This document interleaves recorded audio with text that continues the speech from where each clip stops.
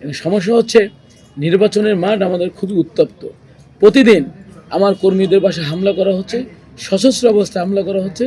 গতকালকে চরপদ্দেশনে সাত্তার মাস্টার নামে একজন প্রবীণ মুরব্বী আছেন, আমি এটা শুনেছি, ফোনের মাধ্যমে দেখেছি যে সেখানেও একদল সশস্ত্র অবস্থায় হামলা করেছে, ওইখানে অনেক ঘটনা ঘটেছে। আমাদের হসপিটাল, যেটা জনকল্যাণমূলক হসপিটাল, সেই হসপিটালেও আক্রমণ করেছে এই বিএনপির কিছু সন্ত্রাসী বাহিনী, সেটা আপনারা মিডিয়ার মাধ্যমে এসেছে। ভাঙায় অনেকগুলো বাড়িতে সশস্ত্র অবস্থায় ডিবি পরিচয় তারা আক্রমণ করে বিভিন্ন বাড়িতে, সেটা আমরা মিডিয়াতে তুলে ধরেছি। এবং আমাদের সমস্ত কর্মীদেরকে ঘর থেকে যেন বের হতে না পারে তার জন্য যত ধরনের হুমকি দামকি তারা প্রতিনিয়ত দিয়ে যাচ্ছে। আমার মহিলা কর্মীদেরকে হেনস্থা করা হচ্ছে, সেগুলো আমরা কমপ্লেন করেছি।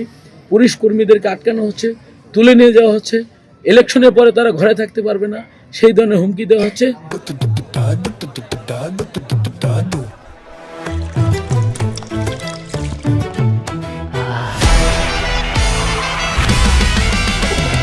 আজকে সন্ধ্যা দিবা সোনা গুনিয়া গুনিয়া রে, আজকে সন্ধ্যা দিবা সোনা গুনিয়া গুনিয়া রে, আজকে সন্ধ্যা দিবা সোনা গুনিয়া গুনিয়া রে, আজকে সন্ধ্যা দিবা সোনা গুনিয়া গুনিয়া, আজকে সন্ধ্যা দিবা সোনা গুনিয়া গুনিয়া।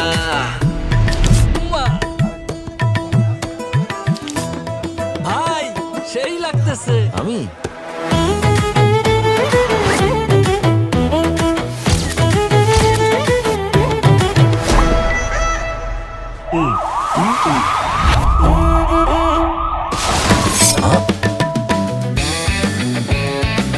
অনেক তো হলো, এখন থেকে চাঁদাবাজি কিংবা যে কোনো অন্যায় দেখলে সাথে সাথে ছবি, ভিডিও, ভয়েস কিংবা টেক্সটের মাধ্যমে পাহারাদার অ্যাপে জানিয়ে দিন।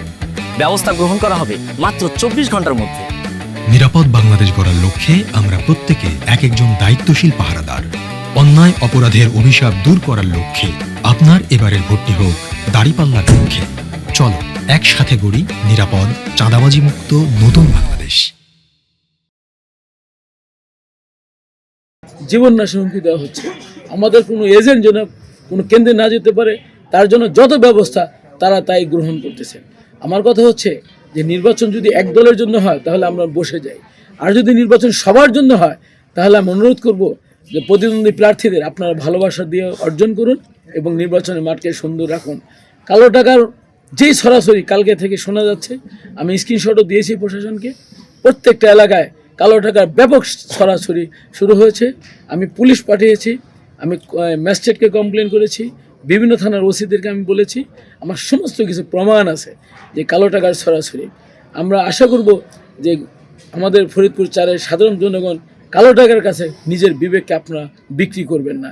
আপনারা যার মাধ্যমে ইনসাফ হবে, যার মাধ্যমে ফরিদপুর 4-এর মানুষ নিরাপদ থাকবে, যার মাধ্যমে আপনারা ব্যবসা বাণিজ্য করতে পারবেন, যার মাধ্যমে আপনারা এই এলাকাকে সুন্দরভাবে গড়ে তুলতে পারবেন, আপনারা এমন একজন প্রার্থীকে ভোট দেবেন, তাহলেই ফরিদপুর 4 নিরাপদ থাকবে।